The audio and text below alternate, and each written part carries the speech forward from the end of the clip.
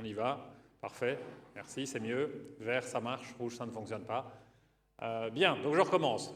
Bonsoir à toutes et tous. Bienvenue à cette conférence où nous avons le plaisir d'accueillir Jean-Baptiste Fresso ce soir. Comme je voulais le dire, je suis particulièrement heureux de vous accueillir ce soir parce que ce n'est pas n'importe quelle conférence, mais c'est la conférence qui est le premier événement scientifique des célébrations du 10e anniversaire de la faculté de philosophie et sciences sociales, cette faculté qui a été créée donc il y a 10 ans, réunissant les départements d'histoire, de philosophie, de sciences sociales et de sciences politiques.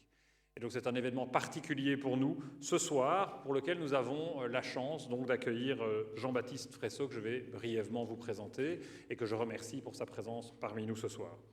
Donc Jean-Baptiste Fresso est directeur de recherche au CNRS, professeur à l'École nationale des ponts et chaussées et membre du Centre de recherche historique de l'EHESS. Il est historien des sciences et des techniques et de l'environnement. Et il s'est particulièrement distingué par plusieurs ouvrages qui ont fait parler d'eux, qui ont été beaucoup lus, beaucoup commentés, beaucoup discutés, en ce compris dans notre faculté, puisque en venant, nous avons eu le plaisir d'apprendre que nos étudiants en histoire avaient même lu ce livre et certains d'entre eux avaient fait un podcast sur le livre, discutant le livre. Donc on voit que c'est un livre qui vit chez nos étudiants, mais c'est aussi un livre qui vit dans les différents... Ce sont aussi des livres qui vivent dans les différents cercles, dans les différents centres de recherche et dans les différents départements. Parmi ces livres, on peut en pointer quelques-uns. On peut pointer en particulier « Sans transition, une nouvelle histoire de l'énergie » publié en 2024, qui a connu un succès et qui a été honoré de plusieurs prix, et qui aussi a suscité un intérêt international puisqu'il est déjà traduit en anglais et il est en cours de traduction dans plusieurs langues, dont le néerlandais. Et donc Jean-Baptiste, bien qu'étant à Paris, va connaître le plaisir d'être lu et de pouvoir être lu dans les deux grands groupes linguistiques de notre pays. On est plusieurs à travailler en Belgique et à ce que ce ne soit pas forcément le cas de voir nos livres traduits en néerlandais, donc c'est un beau clin d'œil que de savoir que ce livre est traduit là-dessus, mais ce n'est pas le seul qui a retenu l'attention et qui a suscité le débat. On peut citer Les Révoltes du ciel, une histoire du changement climatique, Les Révoltés, pardon, non les révoltes, L'événement anthropocène, La Terre, l'histoire et nous. Ces livres, pour ceux qui seraient intéressés, sont en vente à la sortie de cette conférence, donc n'hésitez pas à passer au petit comptoir. Alors ce qui est important, c'est qu'à travers ces différents travaux, Jean-Baptiste Fresso, il propose de réinterroger des débats contemporains et des notions contemporaines. Et on va notamment discuter autour de la notion de transition ce soir, de les réinterroger en combinant des questionnements et une méthode historique, une méthode de temps long, mais avec des apports des sciences sociales dans leur diversité. Et en ce sens, il est vraiment un invité qui illustre bien ce qu'est l'identité de notre faculté, cette faculté donc, qui regroupe l'histoire, la philosophie, les sciences sociales et les sciences politiques. Et c'est sans doute pas un hasard si son nom a été choisi ce soir, parce qu'il a été choisi sur la base d'un processus véritablement participatif, initié il y a plusieurs mois par mon prédécesseur au décanat de la faculté, Thomas Berns, que je remercie à la fois d'être là ce soir, mais aussi d'avoir initié ce processus, qui était de dire, pour ces 10 ans, organisons une conférence, mais en faisant du choix de l'orateur un moment participatif, un moment d'échange, un moment où on va tous pouvoir proposer et non pas avoir une décision qui tomberait d'en haut, qui tomberait du décanat. Et donc on a d'abord eu un processus pour proposer différents noms. On a eu une petite sélection de noms qui a été faite sur la base des propositions les plus fréquentes. Et puis on a eu un mécanisme de vote qui a été mis en place. Et donc c'est le nom de Jean-Baptiste qui a émergé. Donc c'est un invité qui est véritablement l'invité de la totalité de la faculté. Ça l'est d'autant plus que, pour la petite histoire, son nom a été proposé par un chercheur et professeur du département de sciences politiques, nouvellement engagé, et qui a proposé non pas d'aller chercher quelqu'un parmi les chercheurs en sciences politiques, mais qui a proposé le nom d'un historien travaillant sur une problématique transversale qui intéresse des chercheurs, des enseignants et des étudiants de toute notre faculté. Donc c'est véritablement un événement qui nous fait plaisir pour ces 10 ans, puisque c'est un événement qui illustre la diversité de notre faculté. Nous continuerons d'ailleurs dans cet esprit-là, puisque après la présentation de Jean-Baptiste, nous aurons un échange, ici, vous voyez les fauteuils qui sont là, avec des personnes qui représentent chacune des disciplines et des départements de notre faculté, Romain, Chloé, Laurence et Benoît, que je remercie d'avoir accepté de jouer ce rôle, et ensuite nous passerons à un échange avec la salle. Donc, je ne vais pas être plus long, je vais immédiatement inviter Jean-Baptiste à nous rejoindre, en le remerciant encore, et je vais lui céder la parole pour cette conférence.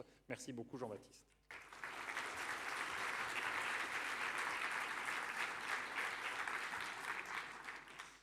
Bien, bonsoir à tous. Merci infiniment pour cette invitation. Je suis extrêmement honoré d'avoir été désigné comme orateur pour fêter les 10 ans de votre faculté. L'écologie de Sisyphe. Alors, à première vue, Sisyphe n'a pas grand-chose à voir avec notre condition matérielle. Sisyphe est tout seul, tout nu, et il pousse un rocher sans moteur. Et pourtant, je crois que le mythe de Sisyphe donne une image assez juste, finalement, de notre situation écologique.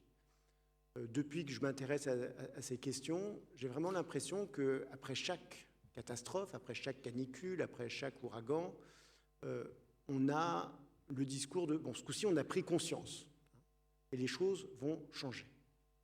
Après chaque sommet, chaque COP, on a l'impression que ça y est, enfin, la pierre va tenir en haut et peu de temps après, elle redescend. Des pays importants sortent des accords internationaux et puis les émissions repartent à la hausse et puis les investissements dans les fossiles remontent. Après chaque innovation, chaque proposition technologique tout à fait intéressante, on a l'impression que là, ce coup-ci, vraiment, on tient un levier important de décarbonation de l'économie mondiale et puis on se rend compte que effet rebond allant, finalement, les émissions, les baisses d'émissions attendues ne sont pas si importantes que cela.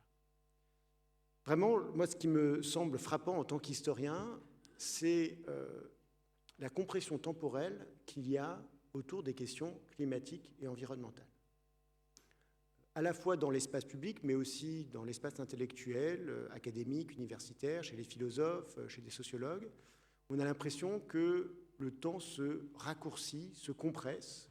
On a pris conscience des problèmes environnementaux depuis 30 ans et qu'on va résoudre la question climatique en 30 ans. Cette compression temporelle, on la retrouve en particulier lors des COP, et en particulier lors de la COP de Paris en 2015. Lors de cette COP, Laurent Fabius, qui était le ministre des Affaires étrangères, avait déclaré « Nous sommes la première génération à avoir conscience du problème et nous sommes la dernière génération à agir. » Donc là, on voit bien cette considérable compression temporelle. On est les premiers à comprendre et on est les derniers à pouvoir agir. Alors, moi, ce qui m'intéresse, c'est ce récit de la prise de conscience récente. Quand on y prête attention, vraiment, c'est quelque chose d'extrêmement courant. Alors, évidemment, vu qu'on n'arrête pas de prendre conscience à chaque époque, il y a un côté un peu absurde. Puisque l'idée de prise de conscience, ça suppose bien qu'auparavant, on était inconscient. Alors, cette idée cette répétition de la prise de conscience, elle tient à plusieurs intérêts. Pourquoi c'est si attrayant de dire on a pris conscience ? Je dirais qu'il y a, le premier point, c'est que c'est extrêmement commode pour les industriels. Avant, on ne savait pas, on polluait, maintenant on sait. Donc, évidemment, les choses vont changer. Avant, on faisait des voitures à essence polluantes qui pouvaient provoquer des marées noires. Maintenant, on va faire des voitures électriques propres pour les gens qui sont environmentally aware, je crois, dit la publicité, qui ont une conscience environnementale et 75 000 $. Alors, cette idée de prise de conscience, on la retrouve par exemple répétée par des PDG de firmes pétrolières qui disent voilà, ce coup-ci, on a vraiment pris conscience et maintenant on va changer de nature. Donc vraiment, la ficelle est un peu grosse évidemment, il y a un aspect absolution. Si vous voulez. L'idée de prise de conscience, elle est aussi très attrayante pour les scientifiques. Parce que c'est évidemment grâce à eux qu'on a pris conscience. Et donc il y a une glorification de la personne du scientifique, du climatologue en particulier, qui est l'accoucheur de la prise de conscience environnementale. La prise de conscience, elle est aussi très pratique pour les philosophes ou les artistes, parce qu'ils accompagnent cette prise de conscience, cette bascule cosmologique. Pensez aux travaux de Bruno Latour dans les années 90, c'était vraiment dans ce domaine-là qu'il s'inscrivait. Pensez aux travaux sur l'Anthropocène, sur Gaïa. À chaque fois qu'on propose comme ça de nouveaux concepts, on insiste beaucoup, de manière trompeuse à mon avis, sur l'énorme révolution scientifique, cosmologique que des notions comme l'Anthropocène ou Gaïa peuvent apporter. La prise de conscience, elle est aussi pratique pour les historiens de l'environnement comme moi ou les historiens des sciences comme moi, puisqu'on étudie finalement, de manière assez classique, une croissance de cette conscience qui amène à notre propre excellence environnementale et à notre excellence scientifique sur les questions environnementales. Donc on voit pourquoi cette notion de prise de conscience, elle a évidemment beaucoup d'attrait et pourquoi elle séduit énormément. Alors en tant qu'historien, je crois que c'est important de bien comprendre que chaque société, en fait, a sa propre conscience environnementale et il ne faut pas nécessairement les hiérarchiser, c'est juste que les sociétés se posent des questions environnementales qu'elles peuvent se poser en fonction de leurs actions sur l'environnement et en fonction de leurs connaissances. Il y a bien longtemps, j'avais beaucoup travaillé sur la notion d'environnement à la fin du XVIIIe et au début du XIXe siècle.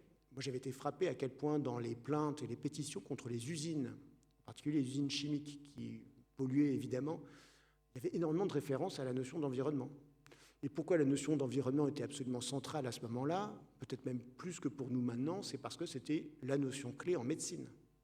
Avant le paradigme bactériologique, avant Pasteur, les microbes, Koch, les virus, etc., la meilleure explication qu'on avait pour expliquer les épidémies, c'était des altérations de l'environnement. Il y avait un vocable latin qui désignait cela dans les traités de médecine du XVIIIe siècle. C'était circumfusa, les choses environnantes. Les eaux, les airs, les lieux, ça s'inscrit dans une médecine qu'on appelle néo-hippocratique, définit profondément la santé des individus, des humains, mais aussi d'ailleurs des animaux. Donc évidemment que dans ce contexte médical-là, l'industrialisation et son cortège inouï de pollution, ça ne s'est pas fait dans une sorte de désert d'inconscience, au contraire, dans une sorte de frénésie modernisatrice où on se serait industrialisé sans trop prendre conscience des problèmes et que seulement après on se rend compte que ça a créé des difficultés. Non, ce n'est pas du tout ça l'histoire. L'histoire de l'environnement, ce n'est pas l'histoire d'une prise de conscience, c'est l'histoire en fait de désinhibition, de contournement des problèmes, de déplacement des problèmes, de redéfinition des cadres de compréhension des problèmes pour accompagner l'agir technologique, la modernisation, l'enrichissement, l'industrialisation, etc., etc. Alors évidemment, on n'est jamais conscient exactement de la même chose à chaque époque, et un des arguments forts de penseurs comme Dipesh Chakrabarty ou Bruno Latour, c'est de dire qu'il y a quelque chose de nouveau, c'est la prise de conscience du planétaire, du global, enfin du planétaire plus exactement, la conscience du système Terre, que la planète est un système, étudié par une nouvelle discipline qui s'appelle les sciences du système Terre. Là, c'est assez frappant de voir que des penseurs comme Dipesh Chakrabarty, qui ont contribué à provincialiser l'Europe, font preuve d'un très fort chronocentrisme. Ça se passe maintenant, pas avant ni après, mais c'est maintenant. Il y a une énorme bascule conceptuelle qui a lieu exactement au moment où on écrit tel ou tel texte. On a la même chose chez Bruno Latour. Bruno Latour, qui avait été important pour critiquer la flèche modernisatrice, la flèche du progrès, finalement, il a un discours très progressiste sur l'environnement. La prise de conscience environnementale, la sortie de la modernité, c'est un discours finalement progressiste, mais qui met l'environnement comme télos au lieu de la maîtrise technologique. Au final, c'est le même genre de récit. Alors, quand on réfléchit à cette prise de conscience planétaire, on peut en tracer l'origine. L'idée remonte à 1968, avec la fameuse photographie de la bille bleue, qui a été prise par Apollo 8, par un astronaute d'Apollo 8, et qui a très vite été reprise comme l'emblème du mouvement environnementaliste au début des années 70, en particulier lors de la Journée de la Terre. Il y avait tout plein de posters qui reprenaient cette imagerie de la Terre vue du ciel, vue de l'espace même. Et de nos jours, ce genre de photographie est encore utilisé par des astronautes pour dire quand on va dans l'espace, on prend conscience. Là, on voit bien l'aspect absolution aussi. Les astronautes qui ont sans doute des bilans carbone parmi les plus apocalyptiques de la planète deviennent de grands environnementalistes. C'est quelque chose qui m'a toujours fasciné parce qu'ils ont vu la Terre vue du ciel. Alors, l'idée de la Terre comme un système est en fait une idée extrêmement ancienne en philosophie naturelle depuis au moins le XVIIe siècle. Pourquoi ? Parce qu'il faut se replacer dans un cadre conceptuel qu'on appelle la théologie naturelle et qu'on appellerait maintenant le créationnisme. La Terre est une création, dans le sens vraiment premier du terme. Ça a été créé par un être infiniment supérieur qui est Dieu. Et la Terre a été créée pour maximiser le bien-être d'une espèce, la nôtre. Dans ce cadre de la théologie naturelle, il y a un grand cycle de matière qui fascine beaucoup les philosophes naturels, qui est le cycle de l'eau. Le cycle de l'eau est un cycle à la fois global et providentiel. Penser le cycle de l'eau, ça permet de répondre à plein de questions qu'on se pose en théologie naturelle, qui sont des questions qui nous semblent étranges, mais qui sont intéressantes. Par exemple, à quoi ça sert les océans pour l'humanité? Pourquoi Dieu a consacré autant d'espace de sa planète à des grandes étendues d'eau qui ne servent pas à grand-chose a priori aux humains? On ne peut pas cultiver du blé sur les océans. Alors, la réponse, c'est qu'en fait, les océans, ça permet d'humidifier l'atmosphère. Surtout en zone tropicale, ça crée des grands flux de vapeur d'eau qui circulent à l'échelle mondiale et qui viennent se condenser sur les montagnes. Ça permet de répondre à la question à quoi ça sert les montagnes. Les montagnes, pareil, c'est nettement moins commode pour faire de l'agriculture que les plaines. Les montagnes, en fait, c'est comme la pointe d'un alambic sur lesquels viennent se condenser toutes ces vapeurs qui circulent dans l'atmosphère. Ces vapeurs se résolvent en eau, cette eau ruisselle, ravine les pentes, produisent des limons fertiles qui viennent rendre possible l'agriculture. Et dans ce grand cycle providentiel de l'eau, il y a une question qui taraude énormément les philosophes naturels et assez rapidement les hommes politiques et les femmes politiques, surtout les hommes politiques à l'époque, c'est la déforestation. Depuis le début du XVIIIe siècle, les chimistes ont mesuré ce qu'on appelle maintenant l'évapotranspiration, c'est-à-dire les échanges d'eau, de vapeur, entre le sol, l'atmosphère et le rôle de la végétation dans ces échanges d'eau. Et la question qui se pose, c'est finalement, quand on déforeste des surfaces absolument gigantesques, est-ce qu'on n'est pas en train de briser ce cycle global et providentiel qui avait été mis en place par le Créateur? Ce sont des questions qui, quand on y prête attention, sont omniprésentes dans un grand nombre de réflexions, en particulier dans les réflexions sur le déclin des civilisations. Pour expliquer le déclin des civilisations du Moyen-Orient, le meilleur récit dont on dispose à l'époque, c'est la déforestation.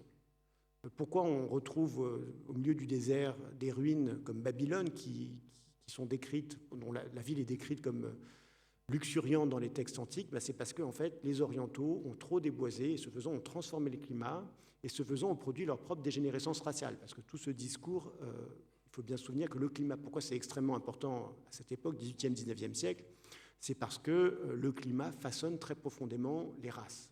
Ça permet de hiérarchiser aussi les races dans leur rapport, à travers leur rapport plus ou moins néfaste à l'environnement. La question est suffisamment prise au sérieux pour que les académies des sciences y travaillent, réfléchissent, lancent des enquêtes, à tel point qu'en 1821, le gouvernement français lance une grande enquête sur la déforestation et le changement climatique. La Société royale des sciences de Belgique fait la même chose à peu près au même moment. C'est une question européenne. En Suisse aussi, on a beaucoup de préoccupations sur la déforestation et le changement climatique. Alors, quand on a étudié avec Fabien Locher les réponses qui ont été soumises à cette enquête, on voit que ce lien entre forêt et changement climatique est tout à fait consensuel. Ce n'est pas une surprise, si vous voulez, ça fait partie du bagage intellectuel commun de la petite élite provinciale qui répond à ces questions. Donc, vous voyez, ça fait longtemps qu'on se pose des questions sur l'impact de l'agir humain sur les grands cycles matériels et sur le climat. Si on en vient maintenant à ce qui nous préoccupe aujourd'hui, à savoir le changement climatique lié au dioxyde de carbone. Vous avez devant vous une des courbes peut-être les plus célèbres de la seconde moitié du XXe siècle, c'est la courbe de Keeling. C'est une très belle courbe où on voit la teneur du CO2 dans l'atmosphère depuis 1956. Donc on voit que ça augmente. Alors il y a un pas de temps annuel. Quand je dis que c'est une belle courbe, c'est parce que ça retrace en fait toute la respiration de la végétation à l'échelle planétaire. Il y a un peu plus de CO2 dans l'atmosphère en hiver, parce que les feuilles tombent en hiver, et comme il y a plus d'espace continental dans l'hémisphère nord, il y a un peu moins de végétation, si vous voulez, à l'échelle mondiale en hiver qu'au printemps ou en été. Et puis on voit la lente exhalaison de la civilisation industrielle depuis 1956. Ce qui m'intéresse, c'est la date de 1956. Oui, ça fait quand même maintenant longtemps qu'on s'intéresse très sérieusement au CO2 dans l'atmosphère. Il faut savoir que cette date, elle s'explique, précoce, elle s'explique par les savants atomistes américains qui, dès la sortie de la Seconde Guerre mondiale, s'intéressent à la question du changement climatique. Pour deux raisons. La première, c'est parce qu'ils ont en leur possession un instrument qui a beaucoup progressé, qu'on appelle un spectrographe de masse, et ça permet de mesurer des isotopes de carbone, donc de faire des études nouvelles sur le cycle du carbone, et ça permet aussi de mesurer les isotopes d'oxygène et donc d'avoir des paléotempératures. Ça révolutionne, si vous voulez, l'étude du cycle du carbone et l'histoire des paléoclimats. Et Charles David Killing, s'il commence à s'intéresser à la question du changement climatique, c'est parce qu'il travaille sous la direction d'un monsieur qui s'appelle Harrison Brown, qui était un chimiste du projet Manhattan, qui travaille à Caltech au début des années 1950 et qui est aussi l'inventeur du mot de transition énergétique.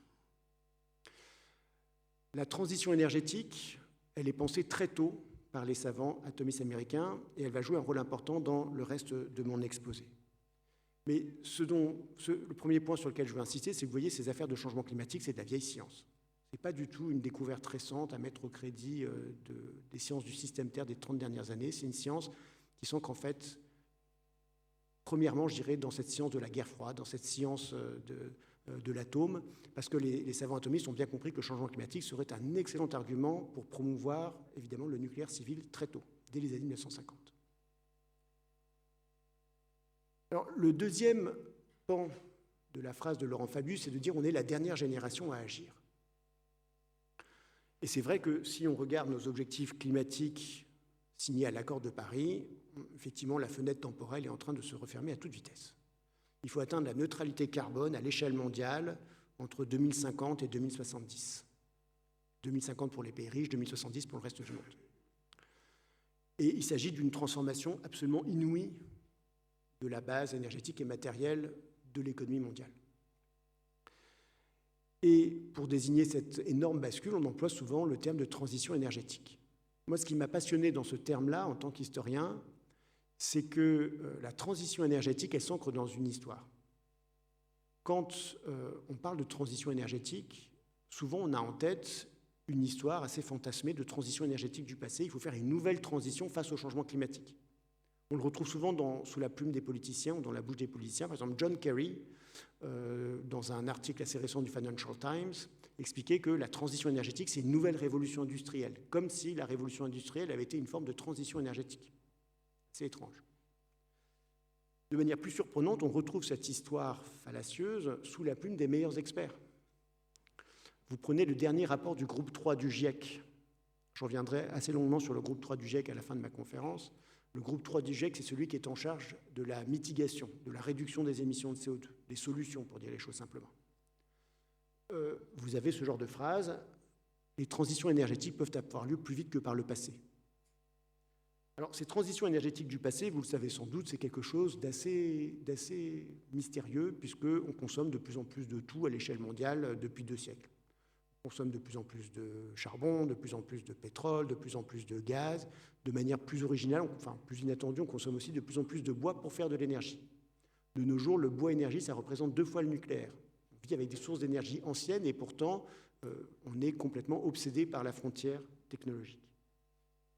Si mes collègues du groupe 3 du GIEC peuvent écrire ce genre de phrases fondamentalement étranges et même fausses, c'est parce que sciemment ou inconsciemment, ils confondent les dynamiques technologiques et les dynamiques matérielles.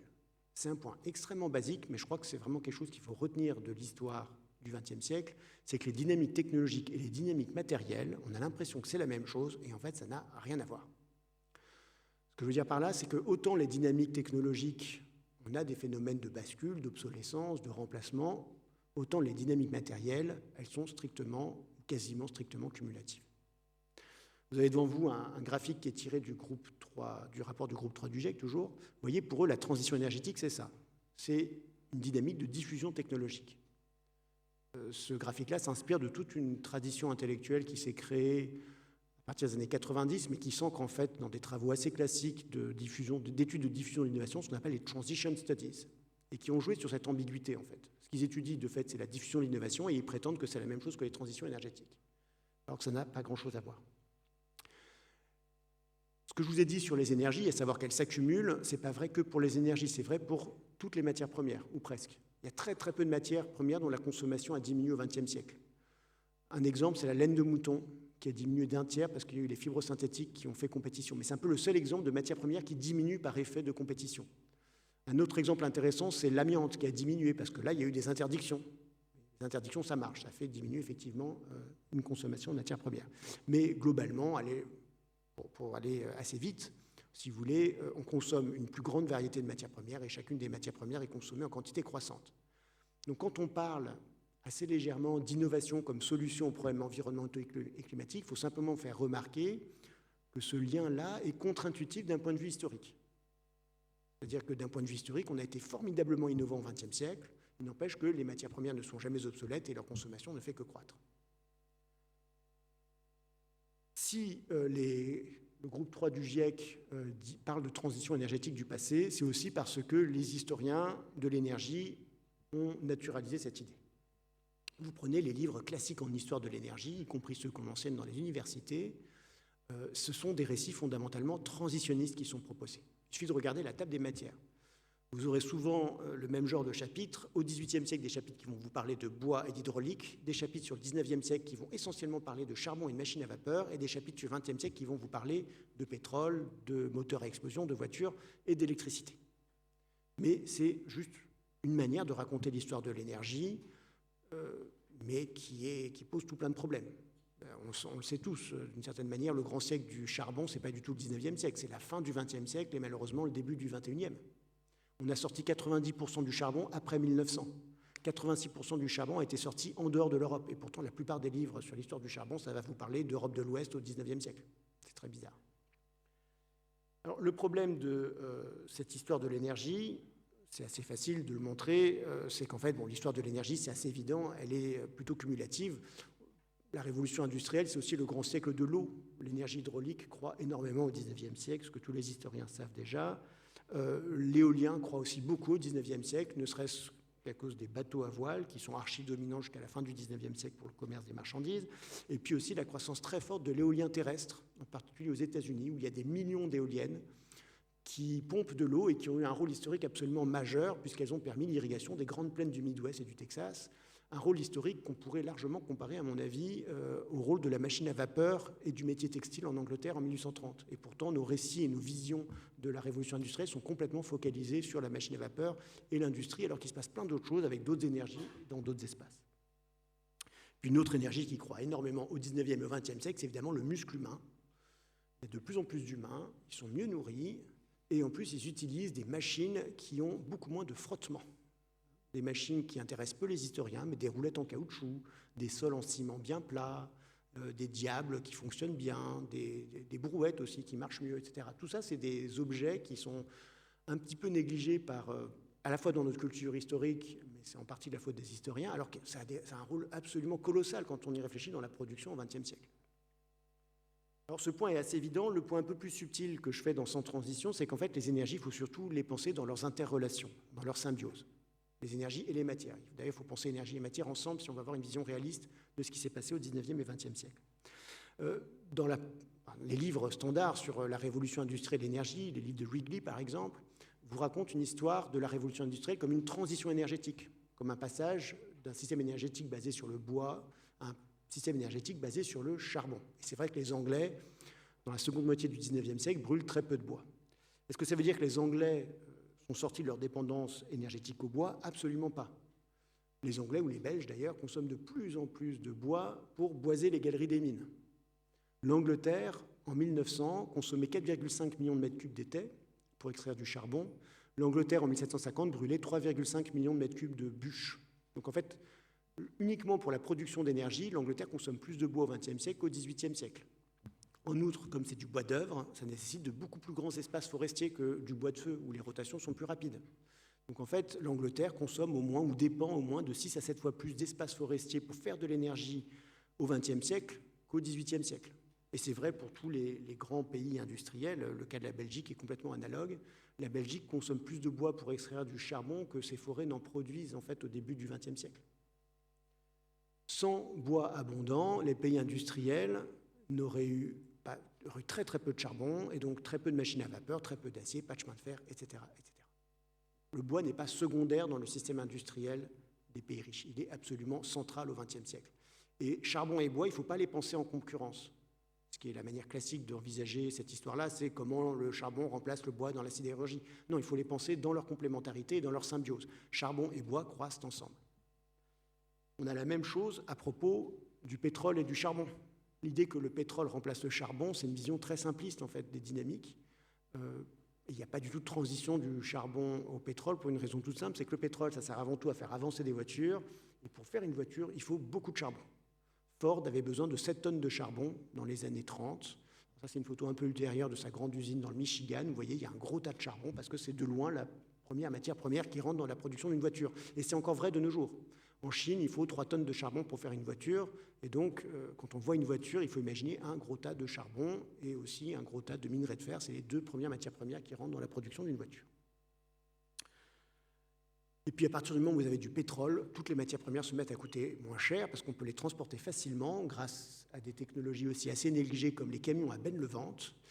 Et de fait, le pétrole diminue le coût du charbon puisque une bonne partie du coût du charbon, c'est sa distribution. Avant le camion à benne-levante, le charbon, il était abondant au bord des canaux, au bord des chemins de fer, mais c'était très difficile d'en trouver beaucoup ailleurs, puisque c'était très coûteux et très compliqué à transporter.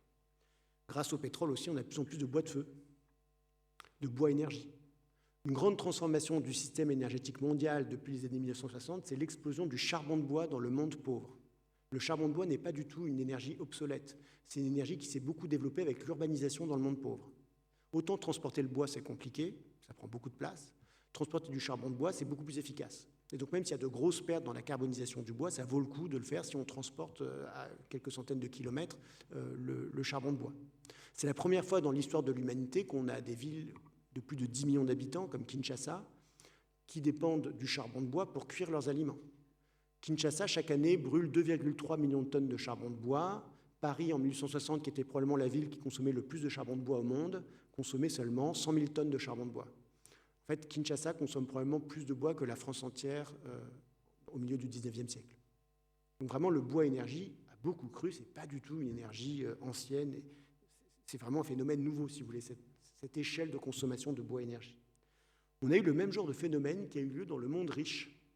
Alors c'est moins évident parce que ça a plutôt eu lieu dans le monde de la production, tout simplement dans la papeterie. La papeterie utilise du bois énergie pour alimenter ses propres processus, ses propres machines, et la papeterie est un énorme consommateur d'énergie. C'est le 4e consommateur industriel d'énergie. Donc là, vous avez des symbioses énergétiques à longue distance. Une économie au XXe siècle dopée par les fossiles produit de plus en plus de biens. Ces biens, il faut les emballer, donc on produit de plus en plus de papier et de carton, et donc on consomme de plus en plus de bois énergie.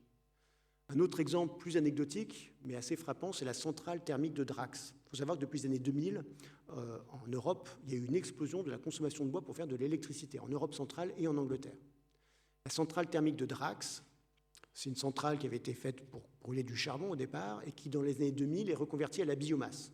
Biomasse, ça veut dire en fait du bois qui est extrait des États-Unis et du Canada grâce à des engins qui utilisent du pétrole, qui est transporté dans des gros navires qui fonctionnent au diesel et qui est brûlé dans cette centrale à biomasse. Chaque année, Drax brûle au moins 4 fois plus de bois que l'Angleterre au XVIIIe siècle. Tout ça pour produire 1,5% de son énergie. Donc ça montre bien le caractère un peu vain d'imaginer faire rentrer des dispositifs et des consommations qu'on a créés grâce aux fossiles dans de la biomasse. Ça ne marche pas. On a la même proposition à propos des avions. Parce que les avions, ça va être très très difficile à électrifier, voire même impossible. Et donc il y a plein de propositions d'aller brûler des huiles végétales, de la graisse des abattoirs, etc. Mais c'est juste qu'on n'a pas du tout assez de cochons, de vaches, de bœufs pour faire voler nos avions avec leur graisse. Ça ne marche pas du tout. Ça ne boucle pas, comme disent les technocrates. Alors, une fois qu'on raconte l'histoire de l'énergie comme ça, comment ça se fait que la notion de transition se soit autant généralisée, autant imposée, elle soit devenue si générale, que ce soit l'air qu'on respire tous les jours? Alors, il faut d'abord remarquer que c'est relativement récent. Pendant longtemps, les experts de l'énergie n'ont pas parlé de transition énergétique. Ils avaient tout plein de bonnes raisons d'ailleurs de ne pas parler de transition énergétique puisqu'ils voyaient bien que tout croissait ensemble. Et pendant longtemps aussi, ils ont imaginé le futur comme un présent agrandi, pas comme un présent radicalement différent. On le voit très bien dans ce graphique qui est proposé par un promoteur du solaire aux États-Unis. Pour lui, tout va croître dans le futur. À la fois le charbon, l'atome et le solaire, il y a de la place pour tout le monde. Il y a un groupe de scientifiques, dont j'ai déjà un petit peu parlé, qui va se mettre à penser le futur de l'énergie différemment. Ce sont les savants atomistes. Ils sont convaincus que l'atome est la clé de la survie de l'humanité, la survie énergétique au moins. si on arrive à développer une technologie bien précise qu'on appelle le surgénérateur nucléaire, un type de réacteur qui permet de brûler tous les isotopes de l'uranium et qui ouvre des horizons temporels quasi infinis à l'humanité en termes énergétiques. Donc je vous ai dit, l'inventeur de l'expression transition énergétique, c'est Harrison Brown. Et d'ailleurs, Harrison Brown, quand il emploie ce terme de transition énergétique, en fait, il recycle un terme de physique nucléaire. Transition énergétique, historiquement, ça a d'abord désigné le changement d'état d'un électron autour de son noyau, et ensuite Harrison Brown l'a utilisé pour parler du futur de l'énergie. Il l'a fait en mélangeant avec une autre notion qui était très à la mode dans les milieux qu'il fréquentait, c'est-à-dire des milieux néo-malthusiens qui se préoccupaient de la croissance démographique et de l'épuisement des ressources. Donc cette notion, c'était celle de transition démographique. Donc il a mélangé un peu ces deux termes et ça a donné naissance à la transition énergétique. Alors la transition énergétique, quand elle est pensée pour la première fois par les experts atomiques, c'est quelque chose de très progressif et de très long terme. On le voit très bien dans le graphique du bas qui a été proposé par Marion King Hubbert, le théoricien du pic pétrolier, un géologue, mais qui est aussi consultant pour l'Atomic Energy Commission américaine. Vous voyez que la fin des fossiles, selon Marion King Hubbert, à l'échelle mondiale, c'est à mi-chemin entre maintenant et 1000 ans. C'est dans 500 ans. Ça laisse le temps de voir venir. La chose étrange, et même scientifiquement scandaleuse, c'est qu'on a recyclé une futurologie extrêmement hétérodoxe, assez marginale, qui vient de ce petit milieu de savants atomistes et néo-malthusiens, en fait, d'une intersection de l'utopie atomique et de la dystopie de l'épuisement des ressources. C'est de là que naît cette idée de transition énergétique. On a recyclé cette notion-là pour affronter la crise climatique, alors que les deux choses n'ont pas grand-chose à voir. Pour la crise climatique, il faut faire la transition en 3 ou 4 décennies et pas en 3 ou 4 siècles. Et il faut la faire alors qu'il y a tout plein de charbon sous nos pieds. Parce que la transition énergétique des savants atomiques, elle aurait forcément lieu, puisqu'elle serait complètement tirée par l'épuisement des fossiles qui rendrait le nucléaire forcément compétitif et qui triompherait sur le long terme. Alors comment ce scandale scientifique a pu avoir lieu? Comment ça se fait qu'on ait recyclé ce terme et cette futurologie-là, cet imaginaire d'une bascule entière du système énergétique d'un point A à un point B entièrement différent du point A? Ça tient aux années 70. Durant les années 70, il y a 2 phénomènes importants. Premièrement, les chocs pétroliers et la crise énergétique. Et deuxièmement, la question du changement climatique s'impose comme objet politique à la fin des années 70 aux États-Unis. Alors, la notion de transition énergétique, elle se diffuse, elle sort de son berceau atomique à la faveur de la crise énergétique. Dans les années 70, tout le monde se met à parler de crise énergétique, et transition énergétique, c'est tout simplement ce qui permet de résoudre la crise énergétique. Mais à partir de ce moment-là, transition énergétique, ça peut renvoyer à tout un ensemble de technologies comme le charbon. Le charbon, ça permet d'augmenter la souveraineté énergétique américaine, et donc ça fait partie des technologies de transition selon le président Jimmy Carter. Le nucléaire aussi en fait partie, le solaire en fait partie, etc. Si vous voulez, ça devient un terme très englobant, et c'est ça qui explique son succès. Au fond, tout le monde peut se retrouver dans la transition énergétique. Ça permet aussi aux environnementalistes d'être écoutés. Par exemple, Friends of the Earth, qui était un mouvement environnementaliste anti-nucléaire, devient un mouvement pour la transition après 1977, pour la transition solaire. C'est beaucoup plus positif, beaucoup plus constructif. Donc on comprend l'intérêt évidemment d'utiliser ce terme-là pour tout un ensemble d'acteurs. Si on parle tous de transition énergétique de nos jours, c'est en partie à cause de Jimmy Carter, un président américain qui en avril 77, fait un grand discours à la télévision où il parle de transition énergétique. C'est la première fois qu'un homme politique important parle de transition énergétique, et il le fait en parlant d'histoire. On peut écouter son discours sur YouTube, et il dit, ben voilà, par le passé, les États-Unis ont fait 2 transitions énergétiques, l'une du bois au charbon, la seconde du charbon au pétrole, maintenant il faut faire une 3e transition énergétique. Quand il dit ça, il est en train de commenter ce graphique qui était inclus dans son plan énergétique national. C'est un graphique très original à cette époque. C'est un graphique qui représente 2 belles transitions énergétiques. L'astuce, c'est de tout mettre en relatif. Parce que si vous regardez les valeurs absolues, ben forcément, on n'a pas du tout la même histoire. Alors l'astuce, c'est aussi de mettre le bois au 19e siècle et de tout mettre en relatif. Et ça donne l'impression comme ça de grande bascule. Ce graphique-là, il avait été plagié de travaux absolument clés, à mon avis, dans l'histoire intellectuelle de la transition énergétique, des travaux de Cesare Malchetti, un savant atomiste italien qui est à la fois pro-nucléaire, pro-hydrogène, c'est un peu le père fondateur de cette idée d'économie hydrogène, mais qui est aussi historien et qui s'intéresse au temps que pourrait prendre une utopie énergétique fondée sur l'atome et l'hydrogène. Et pour faire ça, il compulse des grandes données statistiques et il produit ce genre de courbe-là, où on a l'impression comme ça de grandes vagues énergétiques qui se suivent les unes les autres. Csikszentmihalyi est important parce que c'est le premier à employer comme outil de réflexion sur l'énergie la courbe en S, la courbe de diffusion. Vous savez, ces courbes logistiques de substitution qui sont très très employées pour traiter des diffusions technologiques, du remplacement des techniques. Les téléphones portables remplacent les téléphones filaires sur une belle courbe en S au cours de cette diffusion. Il est le premier à employer cet outil-là et à l'appliquer à l'énergie. Et c'est un peu le début du problème en vérité, puisque tout le discours sur la transition énergétique repose justement sur cette confusion entre dynamique technologique et dynamique énergétique. Alors, c'est aussi à ce moment-là qu'on commence à utiliser des ordinateurs pour imaginer des scénarios de transition douce en 50 ans en dehors des fossiles. C'est fait pour la première fois au IASA, donc ça veut dire International Institute for Advanced System Analysis, un groupe de recherche extrêmement important qui est près de Vienne, qui se trouve près de Vienne, et qui est encore très important de nos jours dans toute l'expertise sur la modélisation net zéro. C'est eux qui ont longtemps coordonné ces exercices de modélisation qui, en gros, calculent un petit peu les scénarios qui nous amènent à la neutralité carbone. Comment on peut accélérer la transition, quel genre de technologie il faut déployer, à quel rythme, comment on minimise aussi le coût de la neutralité carbone. Il faut savoir que ces scénarios, ces modèles, mais des messages, ils sont encore utilisés de nos jours et ils ont été codés en fait au milieu des années 1970. Alors, vous voyez, l'idée de transition énergétique qui était au départ marginale, étrange, devient un discours d'expertise au milieu des années 70. Et ça va tomber à point nommé quand déboule la question du changement climatique. La transition énergétique, c'est très pratique, en particulier pour l'industrie pétrolière américaine, quand elle est pour la première fois confrontée à ce problème. Il faut savoir qu'à la fin des années 70, au début des années 80, l'industrie pétrolière n'est pas climato-sceptique. En tous les cas, elle est relativement peu concernée par le problème parce qu'on pense qu'il y a relativement peu de pétrole et que l'essentiel du problème climatique repose sur la question du charbon. Et l'industrie pétrolière fait des bons travaux sur le changement climatique à ce moment-là. Alors, elle n'est pas climato-sceptique, mais elle est transitionniste. L'idée, c'est de dire, évidemment qu'il y a du changement climatique, mais on a le temps de faire une transition avant que ça devienne grave.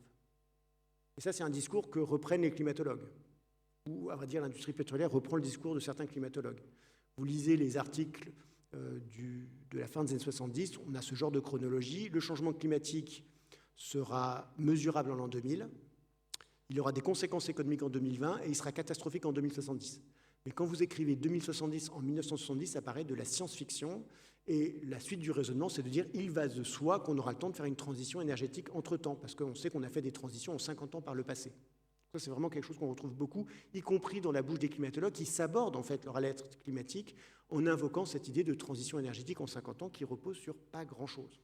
Ça repose en fait sur la durée de vie d'une centrale thermique au charbon, c'est 50 ans. Évidemment, entre fermer une centrale thermique au charbon et fermer toutes les centrales thermiques au charbon, il y a un grand pas. Et puis entre fermer toutes les centrales thermiques au charbon et sortir des fossiles, il y a encore 1000 pas, malheureusement, beaucoup plus difficiles à faire. L'idée de transition énergétique arrange aussi beaucoup les économistes néoclassiques, qui sont les premiers à s'emparer de la question du changement climatique. Si la notion de transition énergétique a pu passer sans encombre de la question de la crise énergétique à la question de la crise énergétique à la crise climatique, c'est parce qu'en fait, ce sont les mêmes acteurs qui ont pensé les deux. Ce sont des économistes de l'énergie qui étaient actifs pendant les années 70 et pendant la crise énergétique qui vont s'emparer de la question du changement climatique. Le meilleur exemple que l'on a de cela, c'est William Nordhaus, prix Nobel pour ses travaux sur le changement climatique en 2018. En 1973, il est un jeune économiste fraîchement diplômé de l'université de Yale, et il écrit un article sur la crise énergétique. Alors, cet article, ça consiste à dire le pétrole coûte de plus en plus cher. Est-ce que ça veut dire qu'il faut l'économiser? Eh bien non, surtout pas. Si vous êtes un économiste néoclassique, si le pétrole coûte cher, il faut le sortir maintenant parce qu'il vaut cher. Et il ne faut pas sous-estimer le progrès technologique. D'ici la fin du XXe siècle, on aura le surgénérateur nucléaire et on aura l'hydrogène. Donc ce serait vraiment dommage de se priver maintenant. Ce ne serait pas économiquement rationnel. 2 ans plus tard, il est au IASA. Il travaille d'ailleurs en partie avec Csikszentmihalyi et il écrit le tout premier article d'un économiste sur le changement climatique et il tient exactement le même raisonnement. Il y a un problème d'effet de serre. Est-ce que ça veut dire qu'il faut se serrer la ceinture et réduire notre PNB, notre consommation énergétique, surtout pas. Ça sera beaucoup plus facile de faire la transition énergétique dans 20 ans, quand on aura le surgénérateur nucléaire. Donc vraiment, la transition énergétique, au départ, dans l'économie néoclassique, c'est un outil de justification théorique de la procrastination, de l'attentisme. Et ça, évidemment, les gouvernements adorent. Quand la question du changement climatique monte encore en puissance, c'est en 1988, aux États-Unis, il y a une grande canicule, une sécheresse. Il y a les fameuses déclarations du climatologue Jim Hansen au Sénat qui dit voilà, le changement climatique a commencé. Et puis il y a une conférence à Toronto, au Canada, où il y a déjà des représentants des gouvernements. Et cette conférence est basée sur des rapports qui ont été écrits par un petit groupe de scientifiques réunis par le WMO, l'Organisation météorologique mondiale, et le PNUE, le Programme des Nations Unies pour l'environnement. Une quinzaine de climatologues qui disent il y a du changement climatique, on est absolument certain, ce n'est pas une question d'incertitude, etc. Il faut agir. Il faut tout de suite mettre une taxe sur les carburants dans les pays riches, sur le charbon en particulier, pour financer le développement et l'adaptation dans le monde pauvre. Et la déclaration finale de la conférence de Toronto propose une réduction de 25% des émissions d'ici à l'an 2000. Donc quelque chose d'extrêmement ambitieux. Quand le gouvernement américain entend parler de ça, il tombe un peu de sa chaise en disant « mais qu'est-ce que c'est que cette affaire ?» On ne va pas laisser quelques bureaucrates de l'ONU et quelques climatologues nous dicter notre politique énergétique, parce que ça revient à ça, en fait, de réduire de 25% les émissions de CO2. Et il va de soi qu'il va falloir créer un contre-feu, et ce contre-feu, ça va être le GIEC. La lettre importante dans l'acronyme GIEC, c'est le I, c'est intergouvernemental. Quand on consulte les documents américains, de la diplomatie américaine, c'est très clair que le but, c'est de remettre les gouvernements dans la boucle. Et dans les missives qui sont envoyées du département d'État vers le représentant américain à l'Organisation météorologique mondiale, l'idée c'est de dire qu'il faut que les gouvernements nomment des représentants, pas simplement du ministère de la Recherche ou du ministère de l'Environnement, on veut des représentants du ministère de l'Industrie, de l'Agriculture, des firmes énergétiques, des gens sérieux, qui internalisent un peu les contraintes économiques.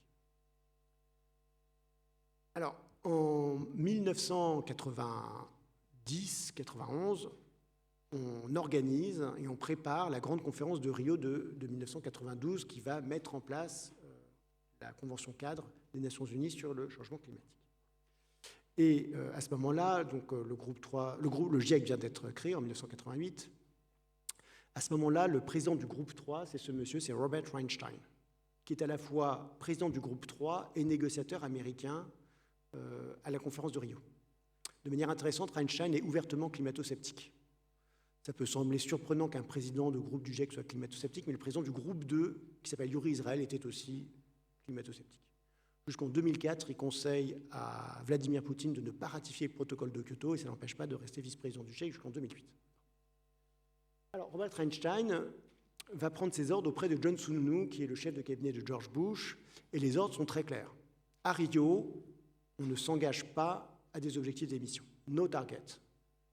On ne va pas donner d'argent, parce que pour eux, en fait, cette affaire de changement climatique, c'est simplement une excuse des pays pauvres pour piquer de l'argent aux pays riches. Et c'est aussi un instrument que les Européens utilisent pour embêter les Américains, qui ont une économie plus intense en carbone que l'économie européenne. C'est essentiellement dans ce cadre-là qu'ils le comprennent. C'est une affaire de négociation commerciale et d'argent pour le développement. Donc, no money, no target, play the technology card. Joue la carte technologique. Et ça fait entièrement sens quand on y réfléchit, de la part des négociateurs américains, de faire miroiter cette carte technologique.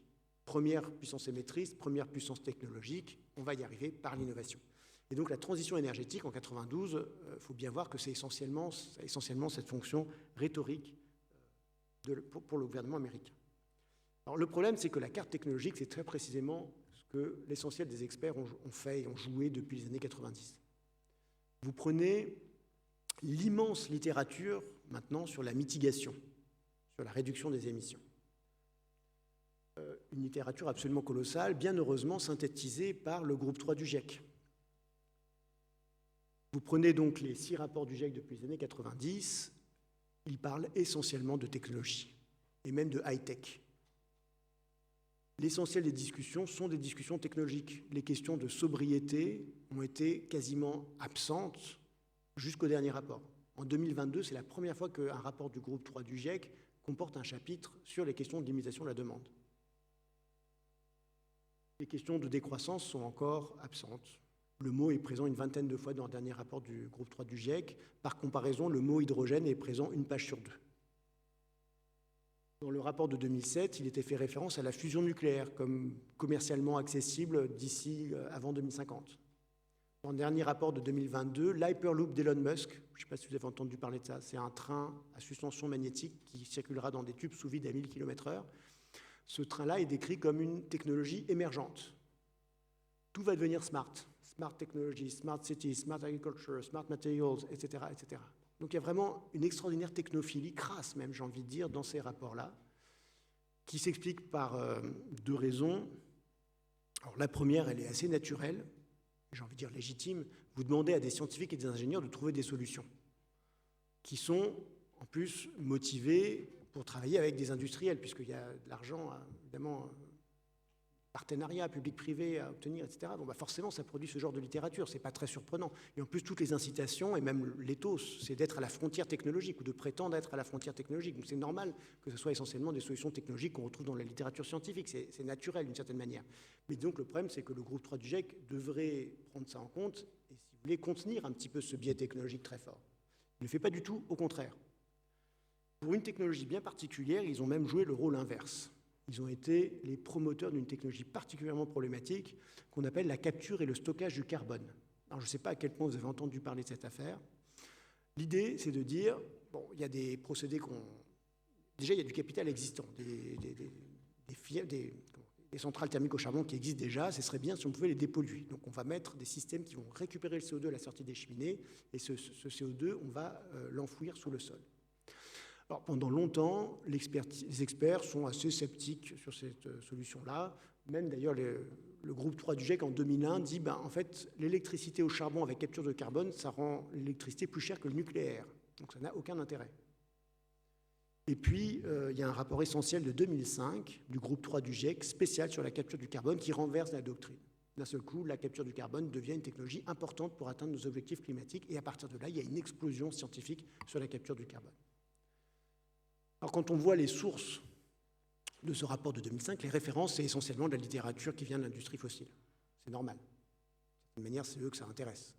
Et c'est eux qui ont intérêt à aller voir des chimistes académiques en leur disant voilà, on va travailler ensemble sur ce qui va nous permettre de décarboner nos procédés.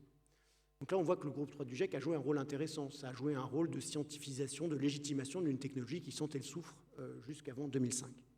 Alors tout ça n'aurait guère de conséquences si, dans le rapport de 2014 du groupe 3 du GIEC, il n'y avait pas eu des quantités absolument colossales d'émissions négatives. Alors, les émissions négatives, ça se fait en utilisant de la biomasse, en brûlant du bois, comme Drax, la centrale dont je vous ai parlé, et vous mettez à la sortie des cheminées une unité de capture du carbone et vous enfouissez le CO2 sous le sol. Dans le rapport de 2014 du GIEC, ce qu'on appelle les BECS, donc la bioénergie avec capture du carbone, devenait le premier puits de carbone au monde. On capturait 10 gigatonnes de CO2 par an dans les scénarios, en moyen, dans les scénarios médians, grâce aux BECS. Donc c'est génial, vous faites de l'électricité et vous pompez du CO2 de l'atmosphère en même temps. Forcément, les modèles mathématiques de neutralité carbone adorent ça. Puisqu'en plus, vous faites après 2050, et donc vous mettez un taux d'actualisation qui font que les investissements après 2050 coûtent moins cher, et puis vous mettez ce qu'on appelle une learning curve, c'est-à-dire les technologies deviennent moins chères au cours du temps grâce au progrès technologique. Et on est en 2014, l'année d'après, est signé l'accord sur le climat de Paris de 2015, dont l'atteinte, en fait, l'objectif des 2 degrés dépendait étroitement de la possibilité de pomper du carbone de l'atmosphère. Et c'est ça qui explique finalement l'optimisme de Laurent Fabius. Nous sommes la première génération à avoir pris conscience et nous sommes la dernière génération à agir et nous avons les capacités d'agir grâce à ce genre de solutions technologiques. Alors quand on regarde non pas les scénarios net zéro, mais la prospective énergétique, malheureusement, les prospectivistes ne voient pas arriver de transition énergétique. Ce qu'ils voient arriver, alors le graphique est tout moche, je ne sais pas pourquoi, ce qu'ils voient arriver, c'est une explosion des renouvelables, une baisse pas négligeable du charbon, 1/3 en gros, de diminution de charbon, un peu moins, d'ici 2050. Donc ça, c'est plutôt une bonne nouvelle, c'est principalement lié à la diffusion du solaire en Chine. Mais vous voyez que le gaz et le pétrole, eux, se portent relativement bien. On est plutôt dans une sorte de plateau jusqu'en 2050.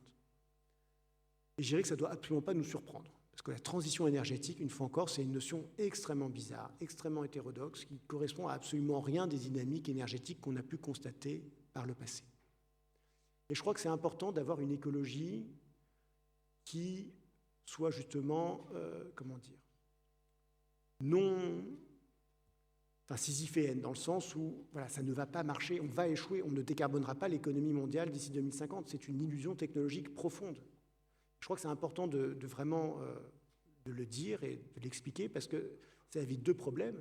Le premier problème, c'est le discrédit vis-à-vis des gouvernements qui sont engagés à des promesses qui sont absolument intenables. Ça a plein de conséquences politiques. Et le deuxième problème, c'est que cette idée de transition énergétique, cette idée d'une solution au changement climatique, c'est un formidable outil de dépolitisation de toute la question climatique et environnementale. Si vous dites transition énergétique, vous faites croire que, quelque part, après 2050, on aura résolu le problème, une bonne fois pour toutes, qu'on aura déconnecté l'économie mondiale du carbone et donc du climat. Et donc, ça permet d'imaginer une économie qui va ne faire que croître sans attenter au climat. Si on estime, comme il est très probable, qu'il y aura encore beaucoup de CO2 dans l'économie en 2050, alors la question, une des questions en tout cas, c'est qu'est-ce qu'on fait de ce CO2 ? Pourquoi on l'émet ? Pour qui ? Pour faire des choses utiles ou pour faire des choses de luxe superfétatoire. Et donc toutes ces questions de sobriété, de répartition qui devraient être absolument centrales dans toutes nos discussions sur le climat ont tendance à être mises de côté grâce à cette idée de transition énergétique. Je vais m'arrêter sur ces considérations. Merci pour votre écoute.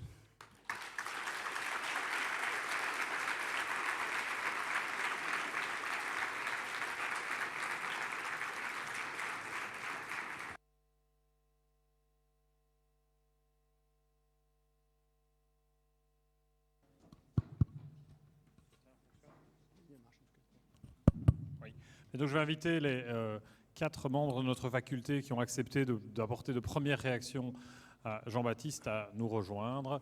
Quentin, Romain, Benoît, Romain, Laurence, Chloé. Je vous cède la parole pour de premiers échanges et puis nous ouvrirons les débats avec la salle. Ok, c'est fonctionnel? Oui, je pense bien. Merci beaucoup Jean-Baptiste. Merci d'avoir accepté l'invitation de notre faculté. Merci aussi pour cette conférence, je pense, qui permet sans doute à ceux et celles qui ne connaissent pas tes travaux d'en prendre en tout cas partiellement connaissance. Et puis aussi, plus généralement, je te remercier pour cet engagement plein, entier et tenace dans l'écriture d'une histoire critique, pour ce travail inlassable et renouvelé, mais j'avais envie de dire un peu comme Sisyphe, voilà, qui sont vraiment essentiels pour déconstruire, je pense, plein d'idées, tu viens de le montrer de manière éclatante, des discours convenus et des notions dont on connaît en fait plus ni l'histoire ni l'origine, la crise écologique, la prise de conscience, les promesses de la transition. Et donc, pour me plier un petit peu à l'exercice, je vais peut-être faire juste un commentaire, puis je vais poser 2 questions.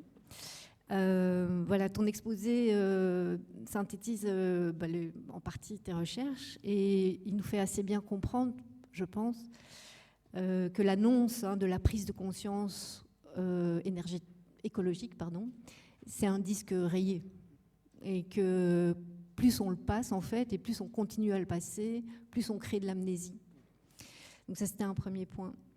Le deuxième commentaire, c'est qu'effectivement, il n'y aura pas de transition énergétique rapide, parce qu'il n'y a pas de transition dans l'histoire, et qu'il y en aura, à moins d'un forçage politique public fort et qui renverserait probablement certains éléments dont tu viens de parler. En tout cas, il n'y en aura pas tant que les instances internationales seront truffées par des intérêts alors appelons ça les lobbies scientifiques et industriels, et que la boussole de la croissance n'est pas bousculée. Et alors on voit mal comment elle viendrait à prôner quelque chose d'autre que la croissance, prôner le bien vivre, à part dans les BD de Alessandro Pignocchi qui sont effectivement très drôles à ce point de vue-là, on ne voit pas trop comment ça changerait. Donc tes constats, ils sont clairs, convaincants, sérieux, nourris, éclairants. Et face à eux, alors tu es peut-être moins revenu que dans d'autres endroits sur la notion de Sisyphe qui pousse son rocher et qui est censé s'amener à recommencer. Mais voilà, tu te gardes bien de te dire de nous te poser en historien devin ou que tu vas deviner le futur, mais tu nous proposes quand même quelque chose de l'ordre de Sisyphe et j'ai envie de dire de quelque chose de l'ordre d'un grand récit. Récit à l'échelle mondiale, récit mythique en prenant Sisyphe ou mythologique. Et donc j'ai l'impression que quelque part tu tiens à quelque chose de l'ordre de ce grand récit qui pour moi a toujours quelque chose d'écrasant et qui rend impuissant. Et donc, voilà, mes 2 questions découlent de ce commentaire. La première, c'est pour faire face, pour se confronter à ce qui arrive, enfin non pas à ce qui arrive, à ce qui est là, est-ce qu'on n'a pas besoin de plus petits récits dont on puisse s'emparer, des récits, pour prendre l'image de Sisyphe et de sa montagne, qui couvent sous la montagne, des récits de ceux et celles, j'ai envie de dire, qui acceptent de mourir au monde, parce qu'en fait, il faut rappeler que Sisyphe, quand même, il est condamné à pousser son rocher parce qu'il n'a accepté de ne pas mourir, enfin, ou plutôt, il n'a pas voulu mourir, et qu'il est condamné pour ça, une sorte de prétention. Donc, d'aller chercher dans des récits plus petits de ceux qui ont accepté de mourir au monde, de le fuir quelque part, et de renaître ailleurs. Ceux qui choisissent de créer d'autres modes de subsistance. Voilà. Donc pas ce nous, qui est toujours problématique, mais cette multitude de petites choses hétérogènes qui peut-être nous donnent un peu plus de puissance. Et donc voilà, si tu acceptes la proposition de dire peut-être qu'on doit aller chercher autre chose que des grands récits, pour toi qui es historien et qui connais la complexité des choses, comment on les décortique, que pourraient être ces petits récits qui nous rendent un peu plus puissants? C'est ma première question. L'autre est beaucoup plus courte. C'est que dire à ceux et celles qui continuent à penser que les grands messes environnementales auront de réels effets sur nos devenirs? Les grandes messes, les coop, les sommets type Rio, etc. Donc voilà. Est-ce qu'on n'a pas aussi besoin de petits récits fragmentaires, mais qui nous empouvoirent, si j'ose utiliser le néologisme, et d'autre part, qu'est-ce qu'on peut répondre à ceux qui continuent sur les médias à dire que ces choses sont importantes? Alors, merci Chloé pour ces remarques et ces questions. Alors, en fait, je me rends compte que ce que j'avais bien aimé en relisant rapidement le mythe de Sisyphe de Camus, c'est que justement, il refuse ce qu'il appelle les sauts. C'est-à-dire, il faut accepter qu'il n'y a pas d'échappatoire, quoi. Il n'y a pas d'échappatoire. Donc, pour lui, les échappatoires, c'est le renoncement, le suicide, ou bien les sauts, ce qu'il appelle la foi dans un au-delà, ou bien les fins de l'histoire, la téléologie historique. Et je crois que c'est important pour les questions environnementales de reconnaître qu'il n'y a pas d'échappatoire, il n'y a pas un saut dans le petit récit. Malheureusement, une fois encore, parce que le monde matériel, la façon dont on vit maintenant, c'est quasiment lié à notre biologie même, altère le climat, vraiment très profondément. Un tiers des émissions mondiales, c'est le système alimentaire, de la déforestation jusqu'à la gestion des déchets.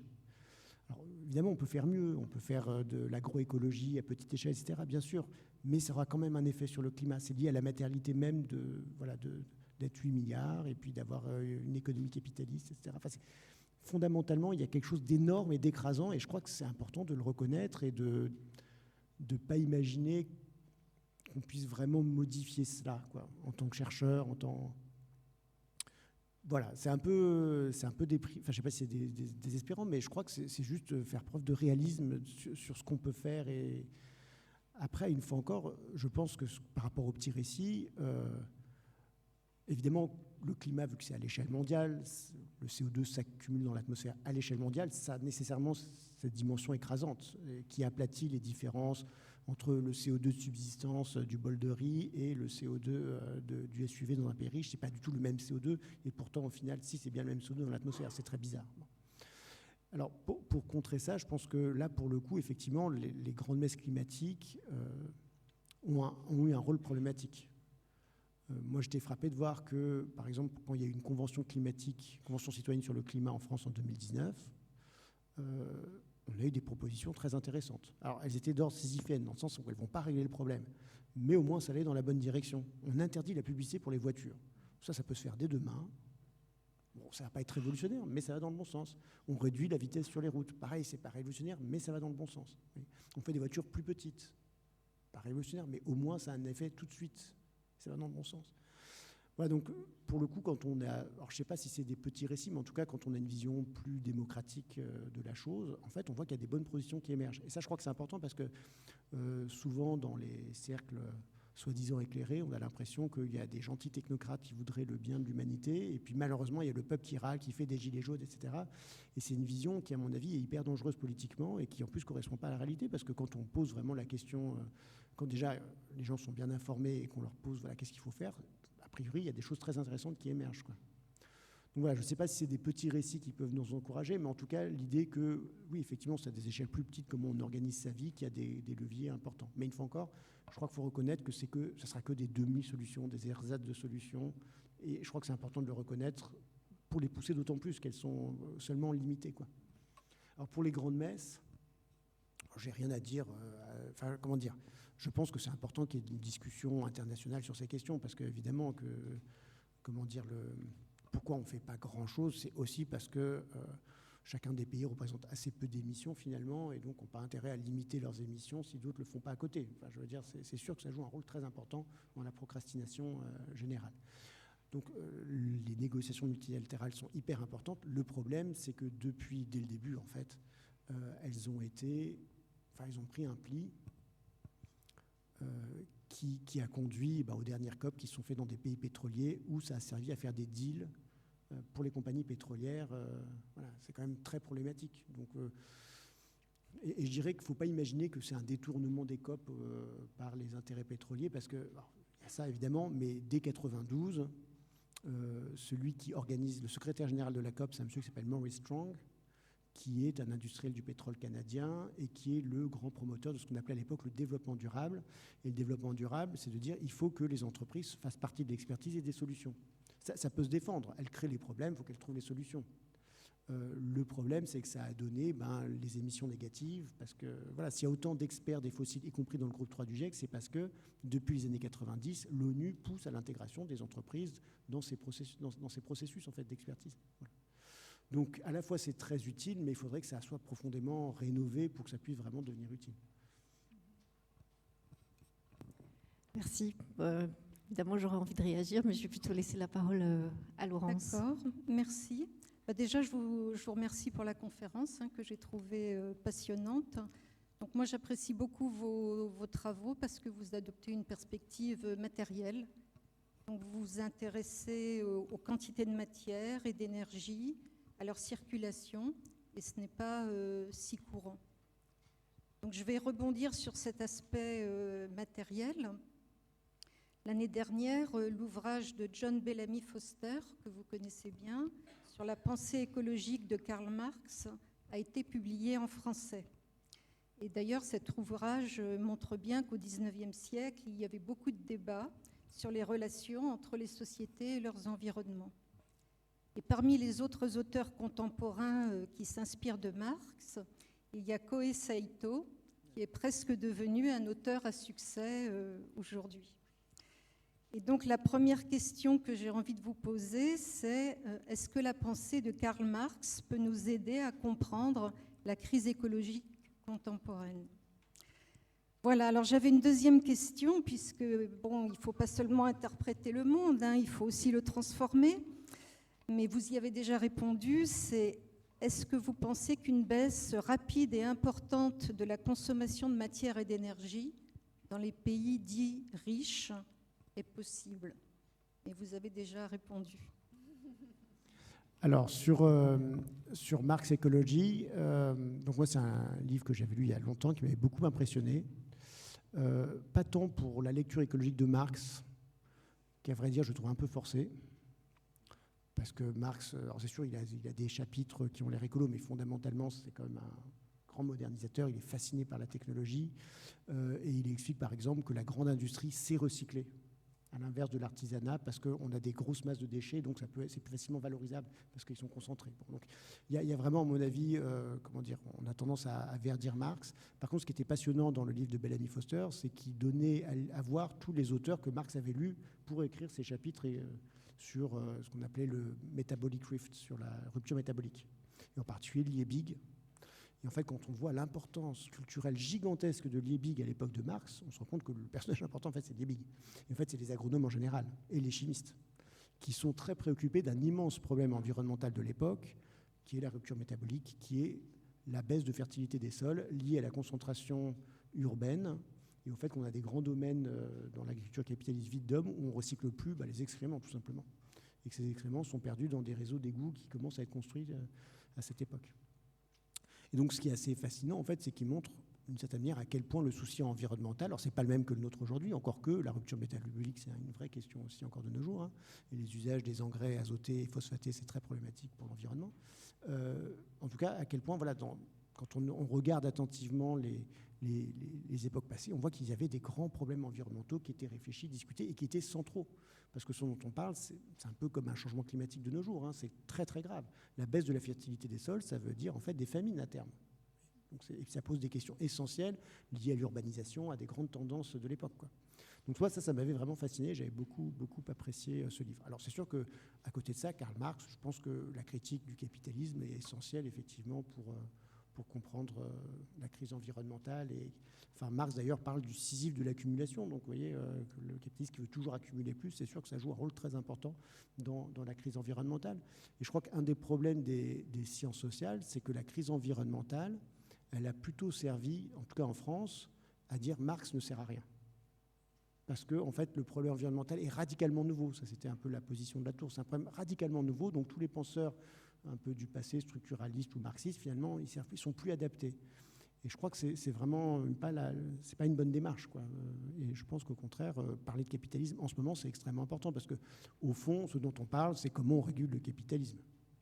Je pense qu'assez peu de gens imaginent qu'on va pouvoir sortir du capitalisme en 25 ans, malheureusement, mais donc comment on le régule très profondément, vraiment radicalement, c'est-à-dire comment on réduit la taille des voitures, comment on réduit le nombre des voitures, comment on réduit l'aviation, tout ça, c'est bien des problèmes de régulation du capitalisme à l'échelle mondiale, et c'est typiquement Marx qui peut nous aider effectivement à penser ça.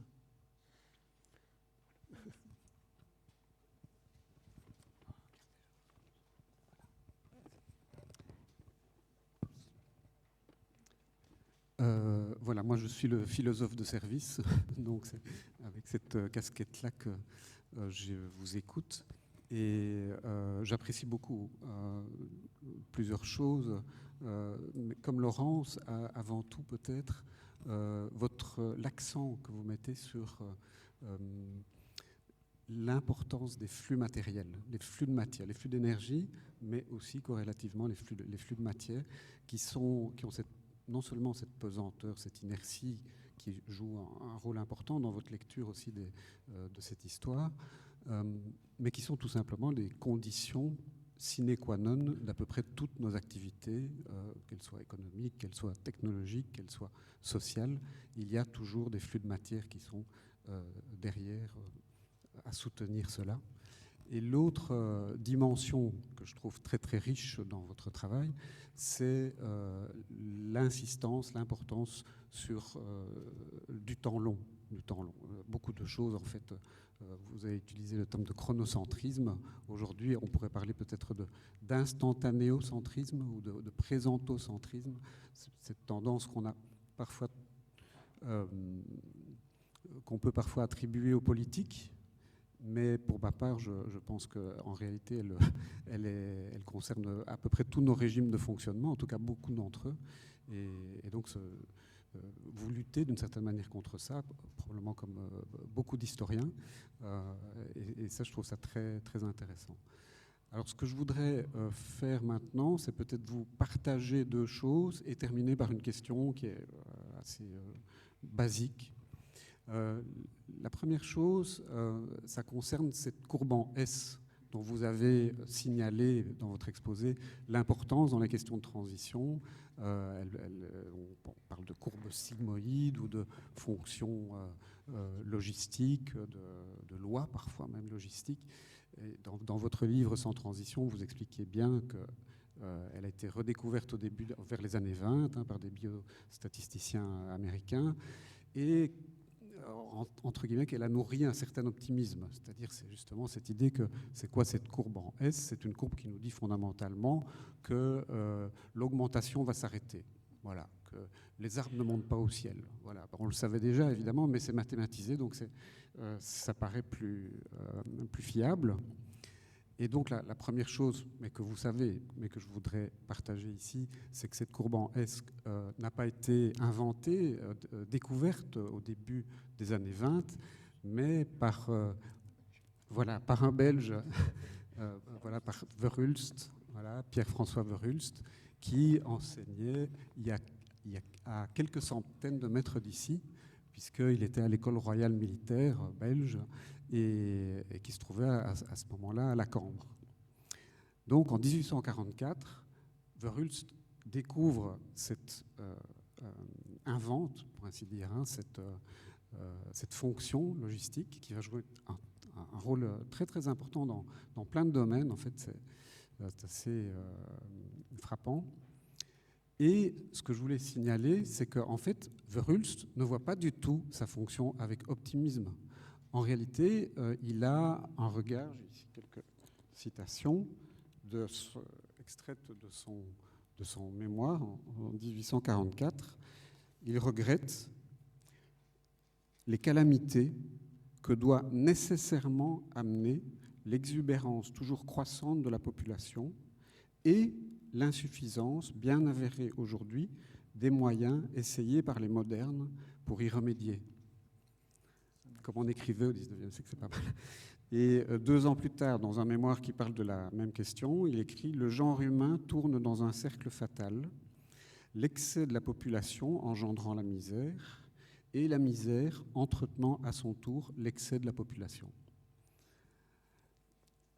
Donc ça, c'est première chose que je voulais partager, qui est tout à fait... Et l'autre concerne, justement, on le sent, on l'entend dans la préoccupation démographique.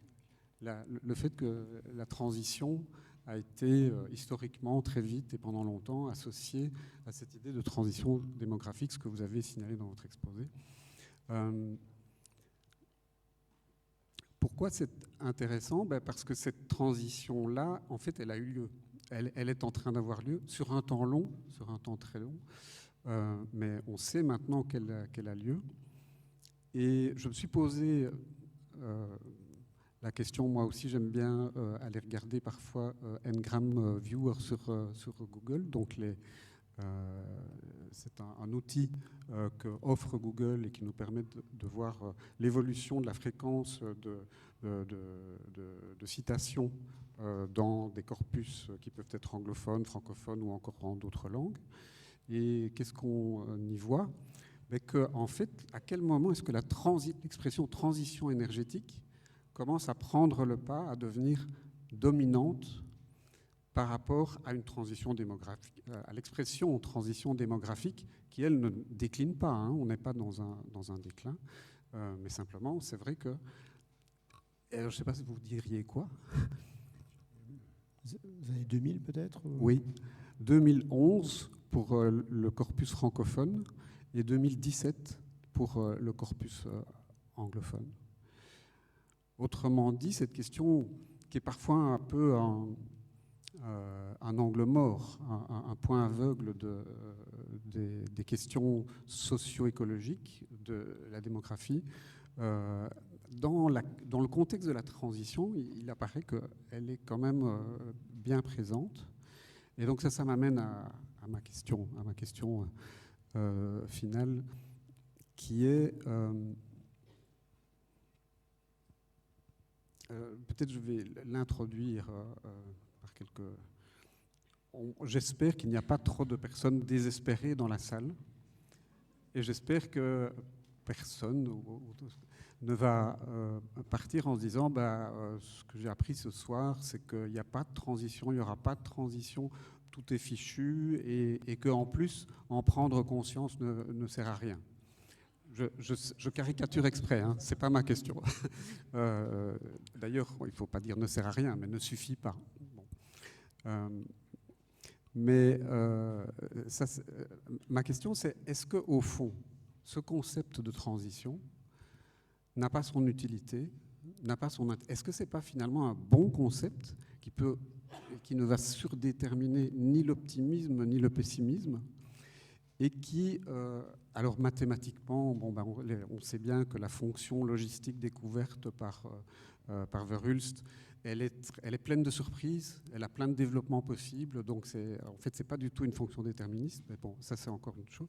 Mais même étymologiquement, le terme de transition, c'est un terme qui signifie passage d'un état à un autre différent.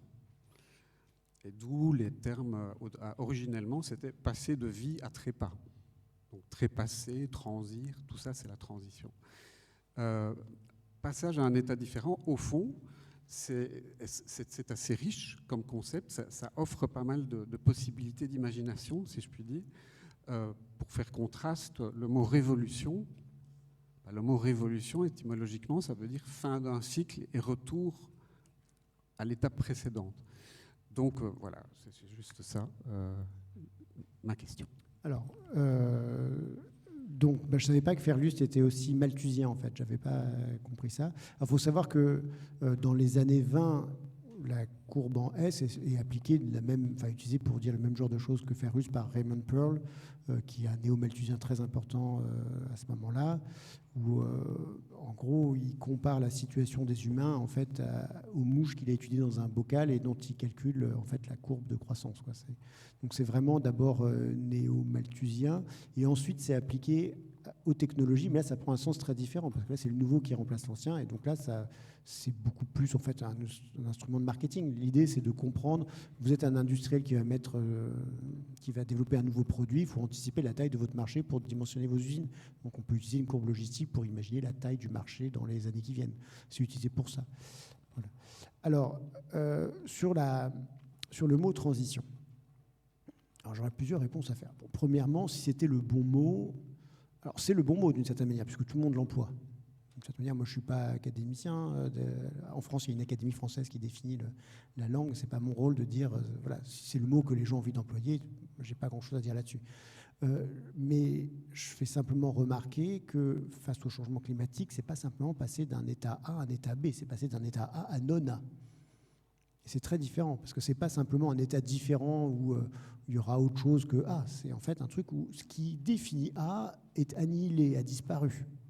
Je pense que c'est vraiment une transformation beaucoup plus radicale que simplement dire c'est une chose différente. Parce que ce que vous dites, finalement, c'était l'usage général de transition énergétique depuis les années 70, où en gros, la transition désigne un changement de proportion dans le mix énergétique. Ça désignait ça, la transition énergétique.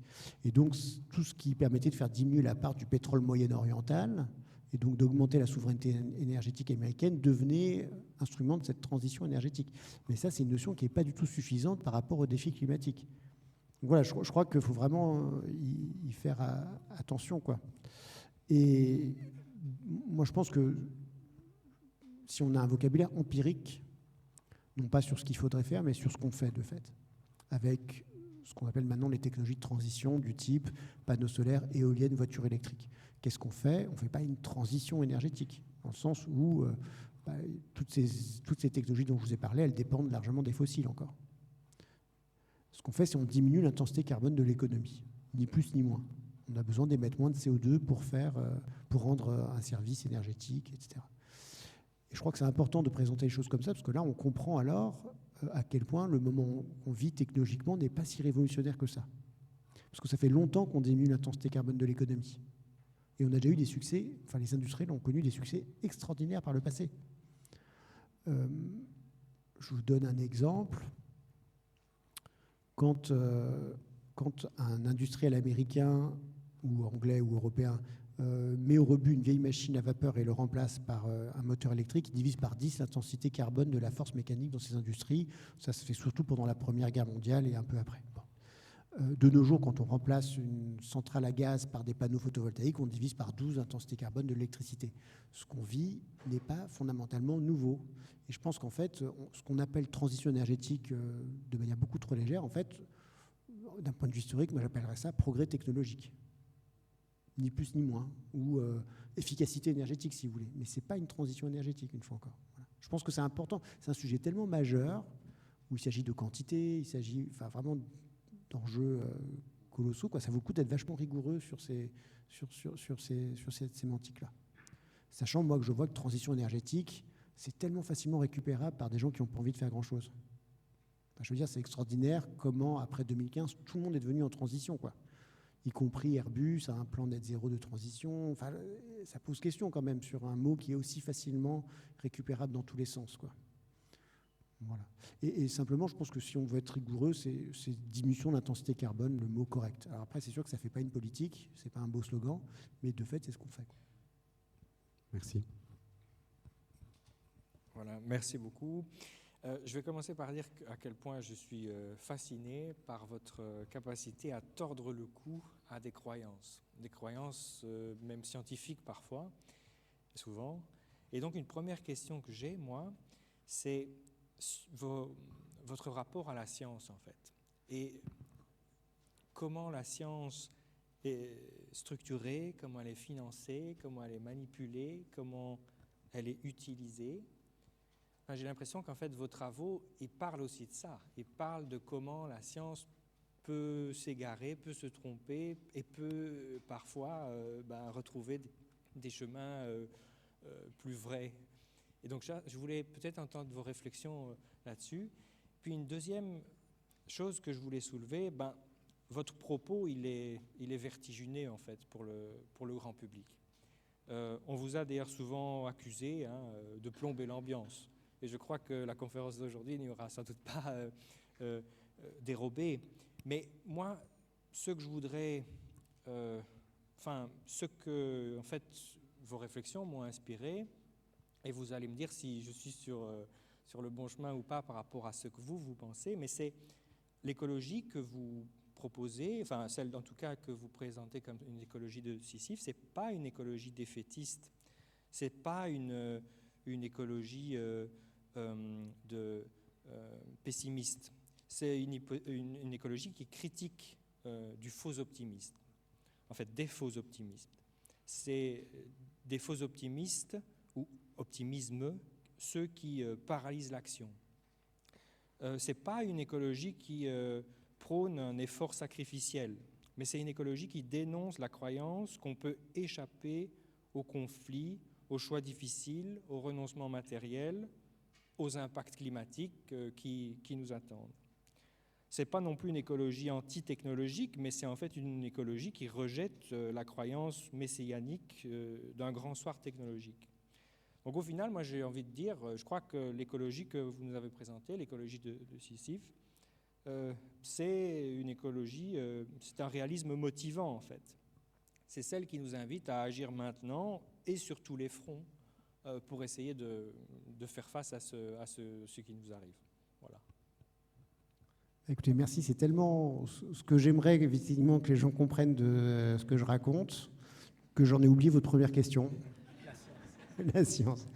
Alors moi, je vais parler de l'histoire parce que la science en général, je ne sais pas ce que ça veut dire et je me sens bien peu légitime pour parler comme ça de science que je connais très mal. Alors, à mon avis, c'est pas une affaire il n'y a pas de complot, c'est plutôt des dynamiques du champ historique qui se comprennent très facilement quand on connaît un peu les historiens et ce qui les motive et leur choix stratégique de présenter les choses d'une certaine manière. Alors, je pense que l'historiographie sur l'histoire de l'énergie, effectivement, avait un problème assez fondamental par cette obsession sur décrire les transitions.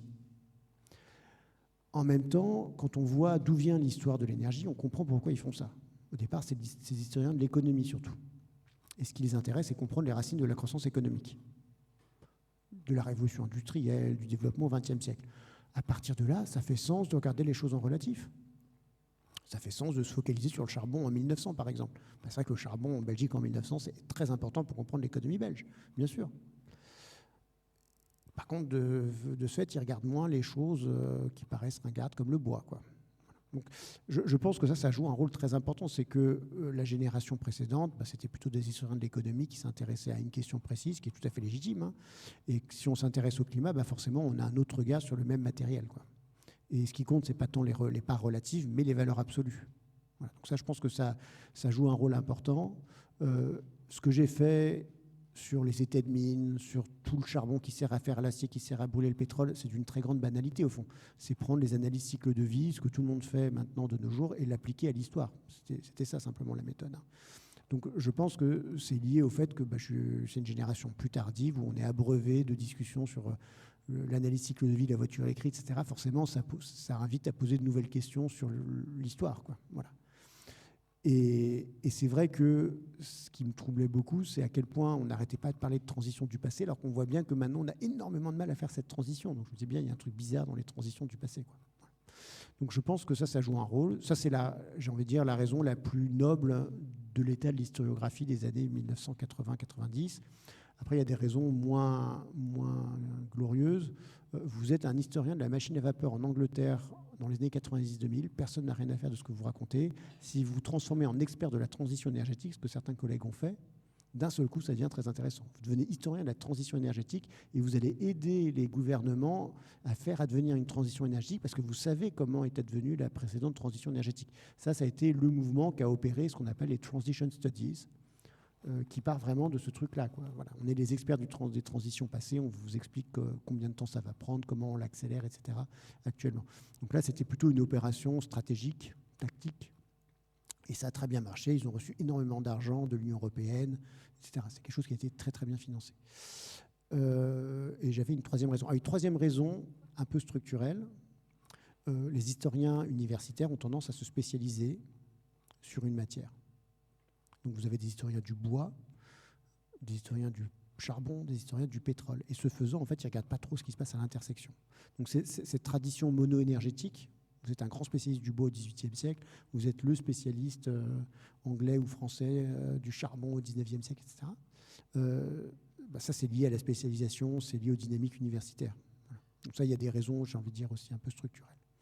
Voilà. En tout cas, pour l'histoire, vous voyez, c'est pas que c'est une histoire vendue aux intérêts pétroliers, c'est pas du tout ça. C'est la dynamique même du champ historique qui produit ça. Et alors, des collègues avec qui je m'entends bien, plutôt écolo, etc., eux, ils avaient un récit qui prenait encore trop au sérieux les dynamiques, l'histoire transitionniste. C'était les résistances. L'ancien résiste au nouveau. Le bois résiste au charbon, le cheval résiste à la machine à vapeur, etc. Ça, c'était la manière assez classique dans les années 2020 encore, 2015-2020, de parler de ces questions-là. En fait, c'est pas que ça résiste. C'est pas, vous voyez, même le récit schumpeterien du nouveau qui remplace l'ancien, c'est même pas une histoire de conflit entre l'ancien et le nouveau. C'est qu'en fait, l'ancien profite énormément du nouveau. Grâce au pétrole, on a beaucoup plus de bois. Grâce au pétrole, il y a beaucoup plus... Alors, les chevaux, non, ça stagne depuis les années 1960, mais il y a beaucoup plus de biomasse animale. On produit beaucoup plus de muscle animal grâce au pétrole et au gaz. On n'a jamais consommé autant d'énergie animale que de nos jours, en fait. Voilà, donc c'est un peu comme ça que je comprends l'historiographie, comment elle s'était constituée, quoi. Bien, merci beaucoup à tous et toutes pour ces premières réactions. Ça, je pense qu'on peut les applaudir aussi. Ça nous laisse un petit temps pour quelques questions de la salle. Et donc, on a des micros qu'on va pouvoir faire circuler. Donc voilà, on en a une première là-bas, je vais la passer ici. Je propose de prendre 3 questions et puis on aura une première réponse. Bonjour, merci beaucoup. J'avais une question. En fait, il y a une phrase qui me vient à l'esprit, c'est une phrase peut-être un tout petit peu méprisante, mais enfin, soit. C'est l'écologie sans lutte des classes, c'est du jardinage. J'ai eu beaucoup tendance à croire à cette phrase dans le sens où que ce sont possiblement les luttes ouvrières et les luttes populaires qui peuvent mener à des changements sociaux, notamment en termes de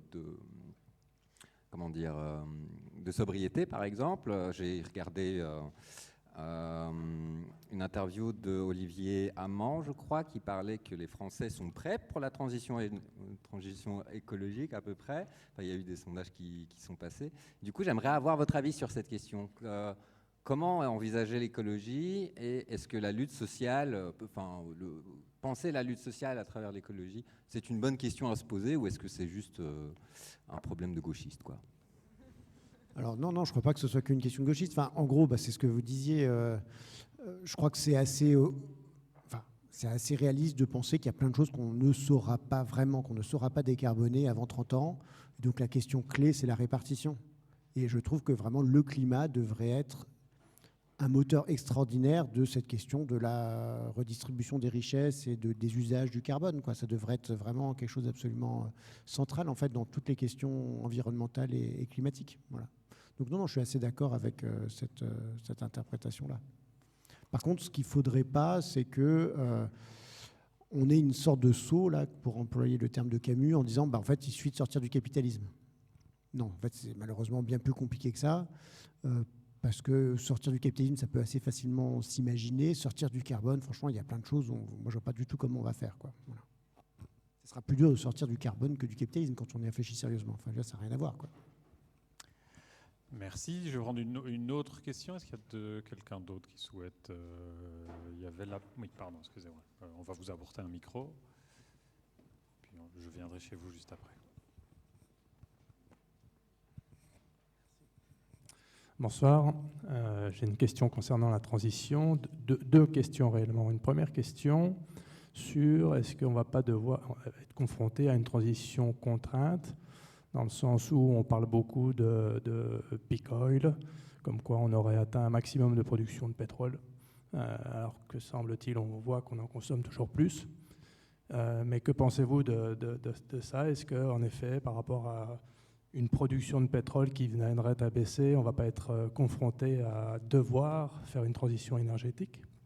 Deuxième question, c'est si ce n'est pas contraint, quelle est votre position sur le besoin, le souhait pour nous, Européens notamment, de faire une transition vers plus d'électrification, notamment pour des questions de dépendance énergétique et sortir de ces dépendances qu'on a aux États-Unis ou aux autres pays sur le pétrole notamment?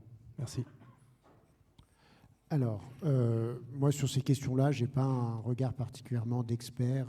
Vous en savez sans doute autant, ce n'est plus que moi.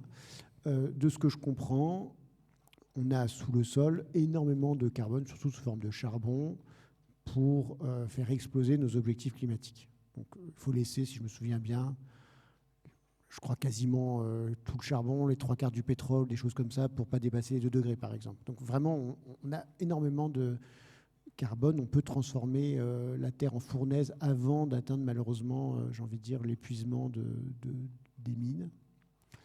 On se rend compte aussi que le progrès technologique dans l'extraction minière, c'est quelque chose d'assez extraordinaire, dans l'extraction pétrolière en particulier, que le pétrole de schiste, c'est vraiment quelque chose d'assez révolutionnaire en fait. Les États-Unis sont devenus de nouveau le premier producteur mondial de pétrole, et la révolution du pétrole de schiste, elle a déjà eu lieu au Texas, mais elle peut encore avoir lieu en Russie, au Moyen-Orient, etc. C'est quelque chose qui peut encore se diffuser et ça permet de produire encore beaucoup de pétrole. Donc, non, je crois que, de fait, le mur climatique arrive beaucoup plus tôt que le mur des ressources, et c'est ce que, si j'ai bien compris, tous les géologues expliquent, quoi.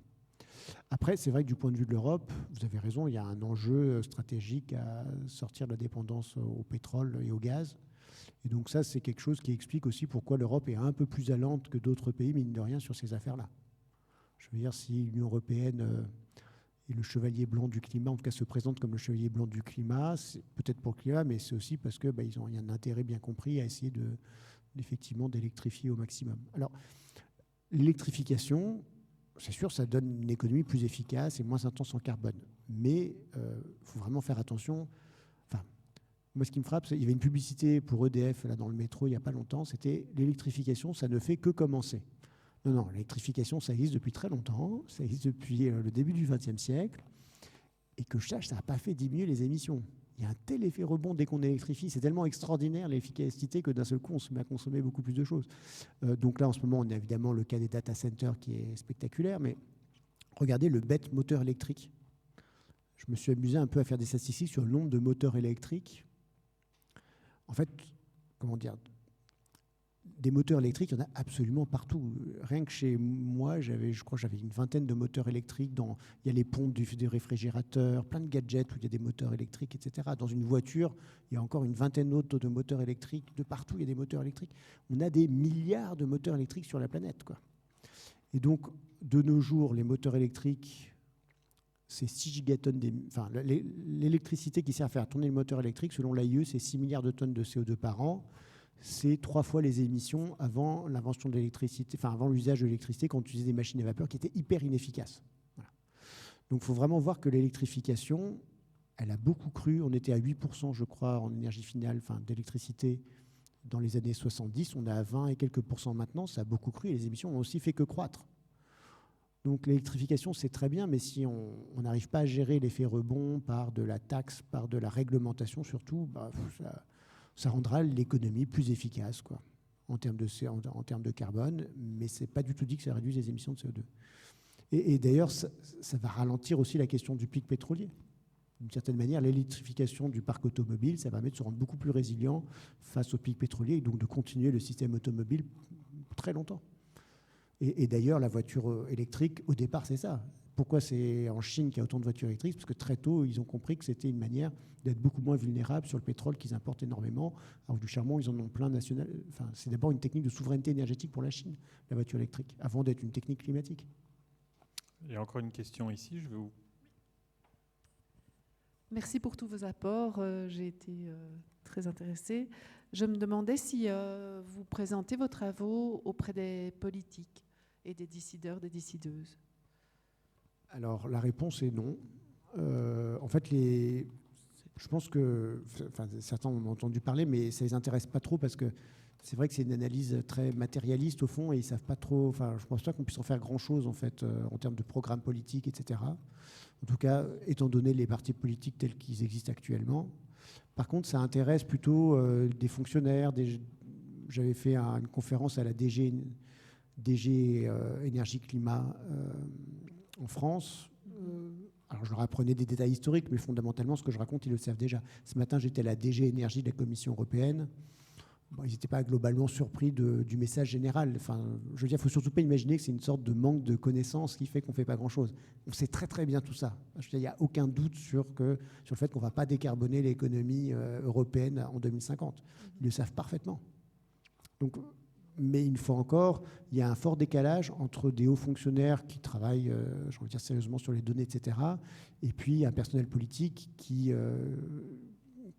agit sous d'autres contraintes. Mais je respecte leurs contraintes d'une certaine manière. Il ne faut pas non plus... le but, ce n'est pas de désigner des coupables ou quoi que ce soit. Au contraire, je pense que plus on a cette vision matérialiste, plus on se rend compte que ce n'est pas une histoire de bouc émissaire. Enfin, je veux dire, c'est vraiment des problèmes hyper structurels de régulation du capitalisme, de réduction des inégalités, si vous voulez, de transformation technologique aussi. Sur l'électricité, il y a quand même des grandes transformations technologiques. Mais ce n'est pas quelques coupables ou quelques responsables, quoi. C'est beaucoup plus profond, en fait. Mais ce n'est pas pour quelques coupables, c'est plus l'idée de dire... Est-ce qu'ils sont suffisamment informés pour prendre des décisions éclairées? C'est plus ça. Je pense que oui, ce n'est pas une Merci. question d'information. Je ne pense pas, franchement. Bien, il est 21h, ce qui était l'heure qu'on avait prévue pour la fin de cette conférence. Malheureusement, on doit déjà s'arrêter. Donc je vais remercier notre orateur, Jean-Baptiste Fresso, d'avoir été parmi nous. Je pense qu'on peut encore l'applaudir une fois.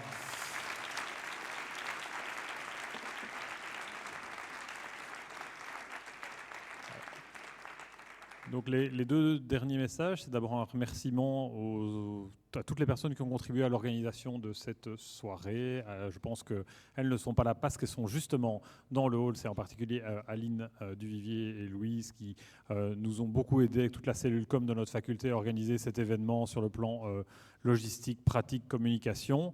Je voudrais remercier aussi nos 4 discutants d'avoir été là aujourd'hui. Et je vais vous inviter à nous rejoindre dans le hall pour pouvoir prendre un verre tous ensemble avec notamment encore la bière que nous avons fait brasser pour les 10 ans de notre faculté. Donc on vous invite à nous rejoindre pour un verre. Merci beaucoup à tous et bonne soirée.